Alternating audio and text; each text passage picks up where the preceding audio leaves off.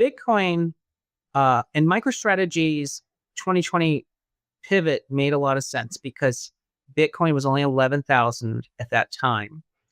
And he represented the sole way to get exposure to Bitcoin for any institutional equity manager. Well, except for GBTC, right? Because we were in GBTC. Yes, but for a firm like Capital Research or T. Rowe, they're unable to buy a closed-end fund or an ETF or directly own crypto because their mandates require them to own a corporate equity. I see. So Overstock was probably the only way someone could buy Bitcoin in the past. And then MicroStrategy came along. So MicroStrategy is almost 2.0 as Bitcoin treasury. What he's done successfully, of course, is really to upscale it so rapidly because he went from having $2 of Bitcoin per share to over $250 per Bitcoin share, per MicroStrategy share today. So he has created enormous shareholder returns because the security business, of course, has continued to really muddle along at basically zero growth. In Ethereum, I think the moment is really this year because this is the year that Wall Street and governmental regulations became friendly to think about rebuilding on the blockchain. And part one, of course, was the stablecoins, and stablecoins have really been the breakout hit in crypto. We coined it as the ChatGPT moment for crypto because it has become a breakout product and it has created two enormous companies, one being Circle, which I know ARK was an anchor investor in the IPO, and the other is Tether. Tether today is raising money at a $500 billion valuation and roughly 300 employees. That's about $1.7 billion of market value per employee. Yeah, we featured that. We featured that, Tom, in last year's Big Ideas because we said, oh my goodness, at the time it had 180 employees. We said, there's never been anything like this before. Right. Yeah. So you're right. And so JP Morgan, who just $869 billion, has 313,000 employees for 2.8 million of value per employee. Tether is showing you a crypto native bank is fundamentally vastly more profitable. And that's what I think is happening on smart contract blockchains that are neutral like Ethereum and Solana. But it really only could have started in 2025.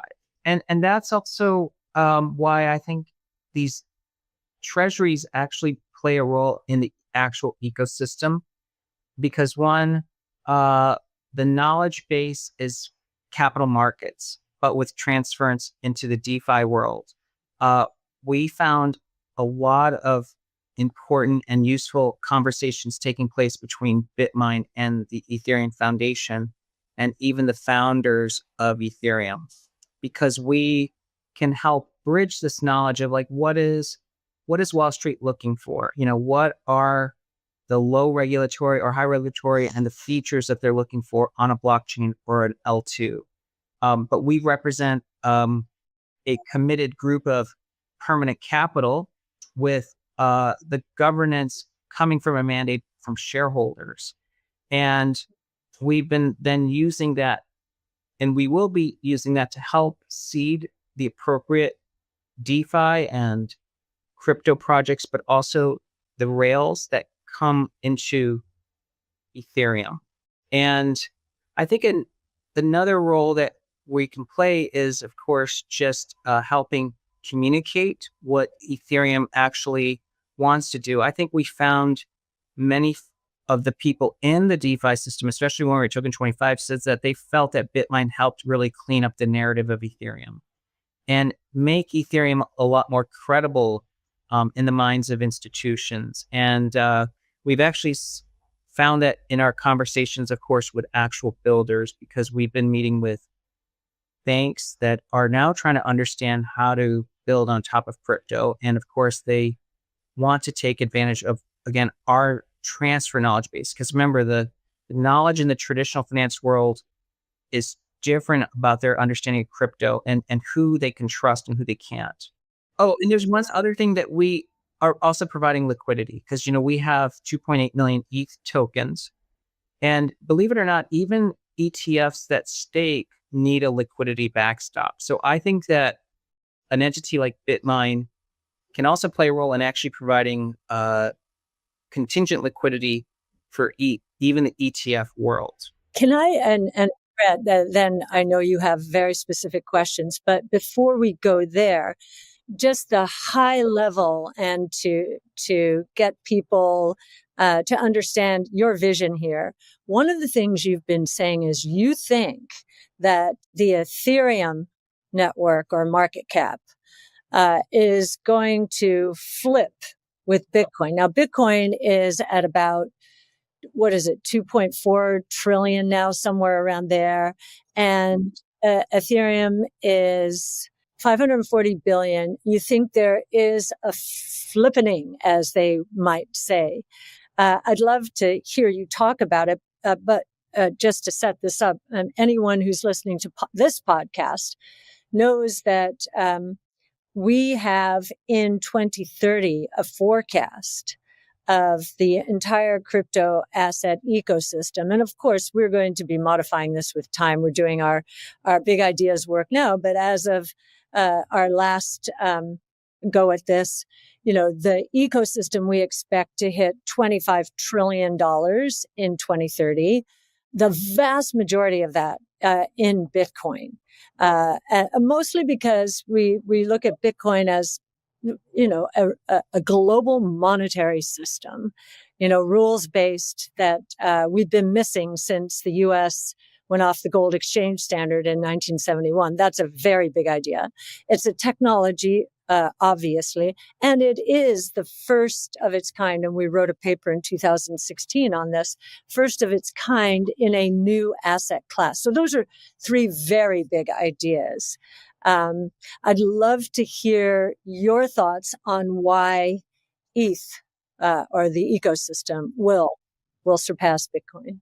Okay. Well, if I could rewind a little bit to 1971, in our chairman's message last month, we addressed how gold versus Wall Street grew post 1971. So 1971 was when Nixon formally withdrew the U.S. from the gold standard.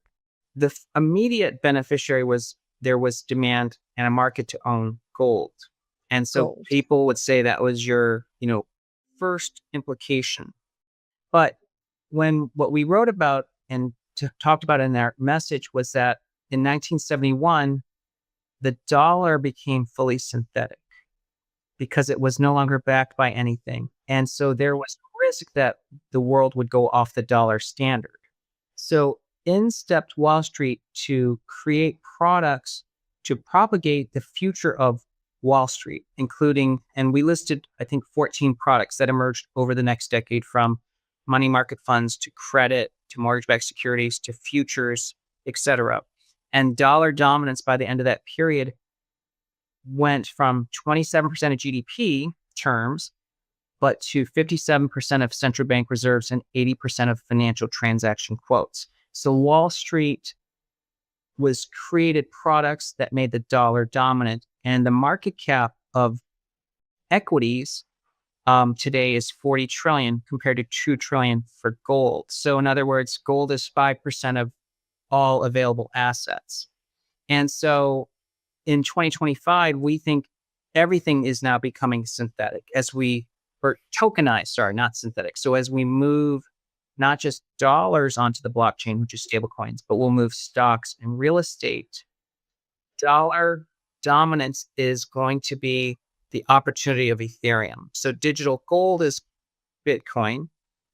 And so in that world, we believe Ethereum could flip Bitcoin, similar to how Wall Street and equities flipped gold post 71. Now, that is just our working theory because I am still a Bitcoin bull. So I'm very bullish on Bitcoin. And I believe your targets for Bitcoin are actually reachable. So we think Bitcoin fair value should at least be 1.5 to 2.1 million, but we can see higher values. But that would, of course, provide upside to a neutral smart contract platform where a lot of Wall Street will innovate of real world assets.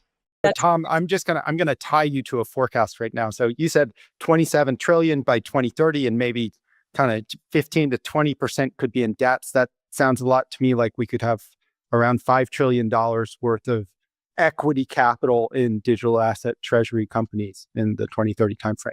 I think that's right. I believe MicroStrategy will be one of the largest companies in America because of its Bitcoin holdings. So it's about 100 billion market cap today, 15 billion of debt, so 115.